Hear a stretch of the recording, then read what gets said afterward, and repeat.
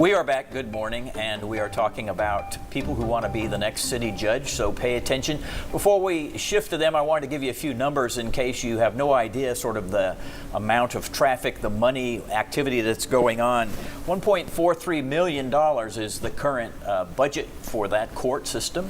10,093 citations went through that court system last year. That's quite a lot. Too many for me to try to figure up on the fly, but quite a lot.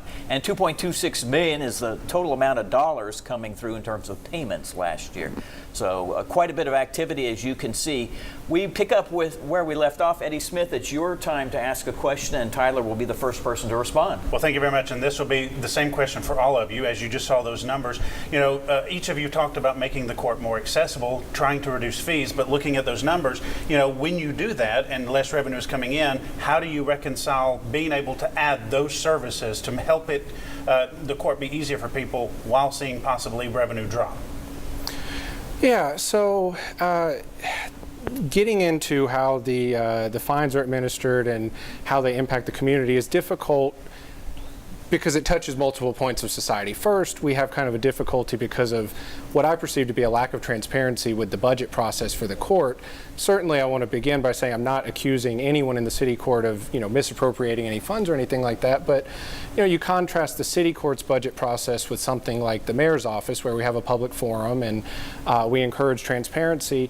The city court's budget in the city budget really appears as just a few line items. And, the reason we have a public forum is not because we expect a large crowd, but to encourage people to have trust in our process and our budget process. But to answer your question directly, I guess what I perceive us to be talking about and what I think we perceive the issue to be is that we're imposing fines in city court without really assessing a person's ability to pay them on the front end. We're taking kind of a cookie cutter approach to those things, and ultimately we're starting people down a path that can end in having their driver's license revoked, a tremendous consequence, only because they can't pay their court costs. And to me, if you assess a person's ability to pay before imposing the fine, before imposing the cost, it might be that $25 is an appropriate fine for them, but if you can pay it today, that average is better into the city's budget than zero, which I know from my work at the Public Defender's Office with the UT Legal Clinic, where I work doing reinstatement work, reentry work, and I'm teaching there in the fall. There's a large number of people who just have an uncollectible debt lingering over the city's budget. So let's be more proactive about that. Andrew, what do you say? Well, you have to, that doesn't break it down, but there's two types of fees. There's administrative fees and then there's remedial fees. So court costs, if you're dismissing with court costs, that's an administrative fee. If you're giving a fine, that's a remedial fee. But those court costs are often a lot more than the fine. They can be, absolutely. And that honestly, that graph is kind of disturbing to me because what it shows, the courts are not supposed to be being funded by fees. Understand that. That's been said multiple times by the AOC, the Administrative Office of the Courts. It's been said by the Supreme Court of Tennessee. That is not the function of the fees. Now, they can help out, but they're not supposed to be the sole function of the budget. And what worries me is I'm looking at that, we're bringing in a lot more than what it's costing to actually run the courts. And what that says to me is we actually have the ability to cut back on those fees dramatically. We have somebody here who can answer that in just a second, but first, Mary. Well, my position with regard to that is that we need to be very careful that we are not taxing the poor. And one of the things that I have discovered in the 32 years that I've been practicing is that court costs very much are affecting the folks that are the most vulnerable in our society. And I think that one of the things that we need to reckon with and address is how do we collect some money on the one hand, but at the same time not put people in a situation where they're not going to be able to get their driver's license back, they're not going to be able to be productive members of society because we are taxing them and putting them in situations that at some point they're never going to be able to pay the fees. So I think that we need to encourage folks, pay what you can, and at some point perhaps forgive some of these costs to enable these folks to get their driver's license back and to be able to work in our society and be productive. Judge Rosson, clarify, if you would, a couple things. First of all, are we unfairly burdening the people that come into that court? And then second, please clarify, because you're going to know better, is the court taking in more than it needs to, or sort of holding it back, or, if you will, profiting even? Well, the first thing that has to be said, are you going to penalize people for breaking the law?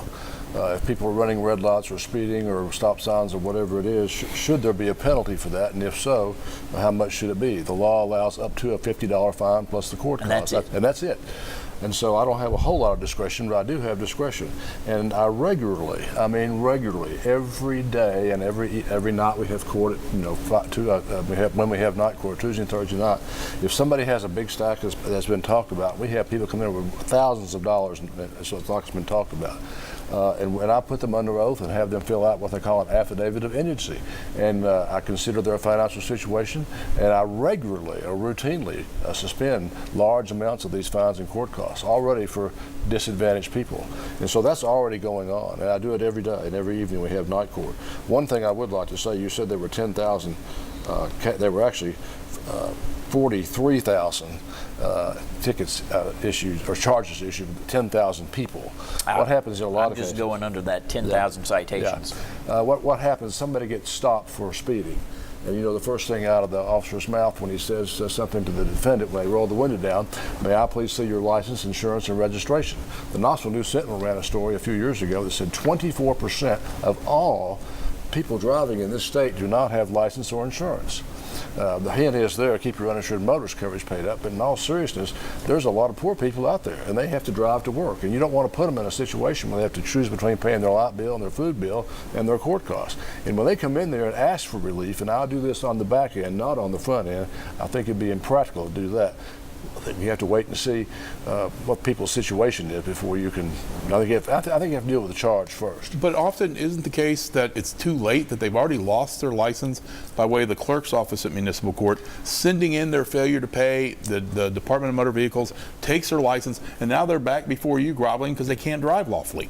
What happens in that case, and why that happens, people get traffic tickets and they don't show up at all, just like the News Sentinel reported. Or they show up and then they can't pay it later. Well, if we give them time, there's a new state statute. I think it passed in 2020 maybe. It became state law where clerks have to and judges have to let people pay on time. And even if they can't pay on time, let's say they owe thousands of dollars, I'll put them under oath and suspend large amounts and sometimes all of their fines and court costs, depending on each case, depending on every situation, depending on the individual situation for each person that comes in there. Good discussion. We need to take a break. You're watching Inside Tennessee. Go get some coffee, and we will be right back.